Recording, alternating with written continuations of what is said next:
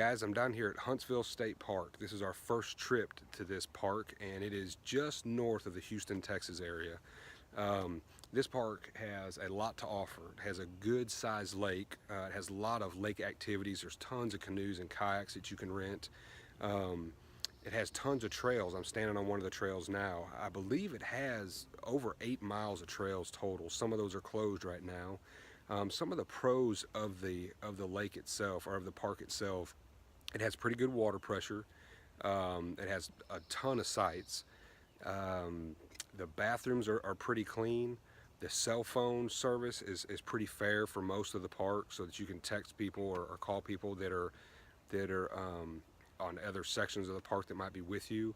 I'm trying to think of some of the other pros of the playgrounds. It's got, I think, 3 different playgrounds. I'll put pictures of those near the end of this video. There's a lot to do here. Some of the things that are kind of a drawback, in my opinion, is this park has more traffic through it than any park I've ever been to. Now, to be fair, they did have a fun run yesterday on Saturday, which they had a radio station here, and I think they had 500 runners in that. So that's still, I mean, that kind of makes it more traffic, obviously. But I will tell you that out of that, today on Sunday, there's still just tons of vehicles coming through here. I've not been to a state park that's had this much traffic through it. So keep that in mind. The sites are small. The majority of the sites you're going to have to unhook from and turn your vehicle sideways.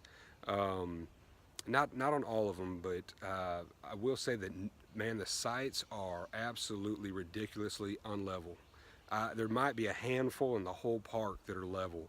I'm going to put a picture right here to show you exactly what one of the rigs look like. That kind of gives you an idea. That was just a mild one. It's the only one I stopped and took a picture of. There were some that were worse than that. They had blocks stacked up. One guy had blocks probably stacked 4 foot high at the tongue. So he could probably walk under the tongue of his trailer. It was that high, jacked up. We got here at 4 o'clock on Friday afternoon, and in our loop, we were in the Prairie Loop. There were 3 sites left. I'm going to put a note right here at the bottom of the screen for the worst site in Prairie Loop that you want to stay away from. That number is right there at the bottom of the screen. So when we got here, we noticed our slab for parking on was totally covered in these ants. They're red and they're big. They kind of resemble fire ants, but they're just kind of carrying grass and everything else. We put down 7 dust, but they seem to walk right through it. And they don't seem to be getting in the trailer at all. They're not on the tires or on anything. They're just kind of doing their thing. They don't seem to really hurt anything. So if you're planning on coming to this park, you need to make your reservations way in advance. This park is really close to Houston, so you get a lot of traffic out of Houston to this park. I would consider 3 to 5 months, if not more, in advance of when you're wanting to come to this park. It's definitely worth checking out. One cool thing about the trails, their trail system is probably one of the best well-marked trail systems that I have seen at any state park.